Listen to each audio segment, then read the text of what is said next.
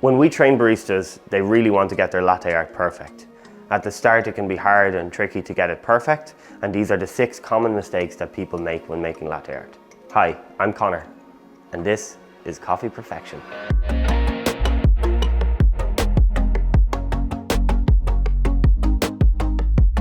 So the first thing I want to talk about is pouring speed.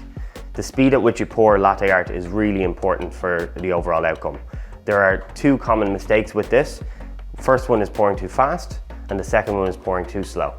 So we want to make sure that we get used to pouring at the correct speed for making latte art.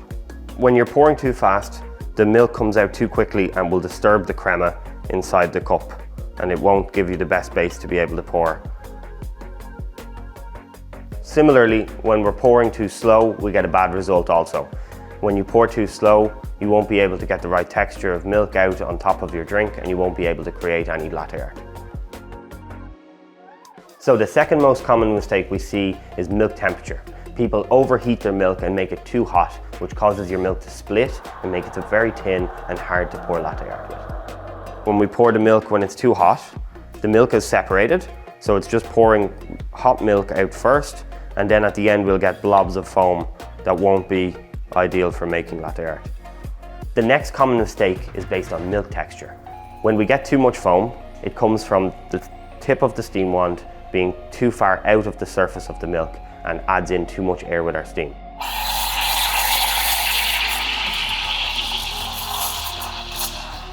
When we don't have enough foam, it comes from the steam wand being too far into the milk and not adding enough air.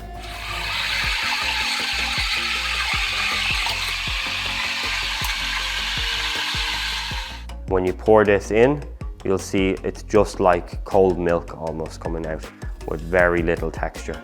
And with this, it's very hard to get the right design on top, almost impossible. The next common mistake that we see is people not holding the cup at the right angle and not holding their jug at the right angle to the cup. When people start off, they tend to hold their cup very flat, and you can't get your milk jug to the surface of the coffee to draw the design properly. If you put an angle on your cup, you can get really close to your coffee and pour the design that you want. Now you can see when I pour this, I'm going to tilt my cup, which allows me to be able to get nice and high at the start and get really close to the coffee bed so that I can get the white out on the top. The next thing we see is people using the incorrect milk quantity. So with this, when you're pouring latte art, it's easier when you have the perfect quantity of milk.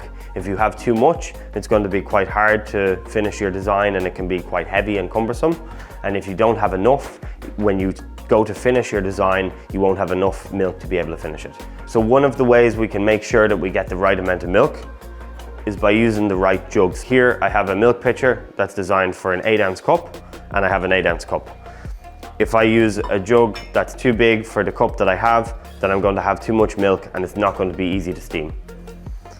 In the same way, we see a lot of people use very large jugs that are designed for making 2 coffees to make 1 coffee, and it makes it very hard to steam the right amount of milk. Here I have the right amount of milk for a 12-ounce cup in an 8-ounce jug.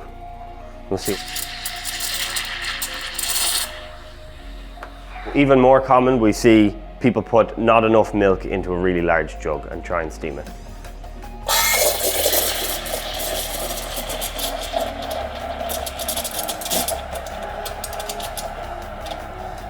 And as you can see when we try and pour it,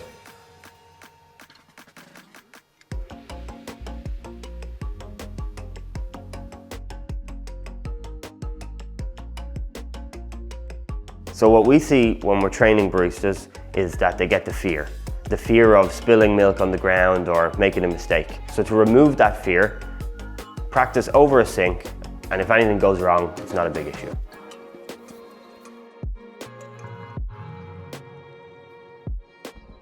So that's the 6 most common mistakes that we see when people are starting off making latte art.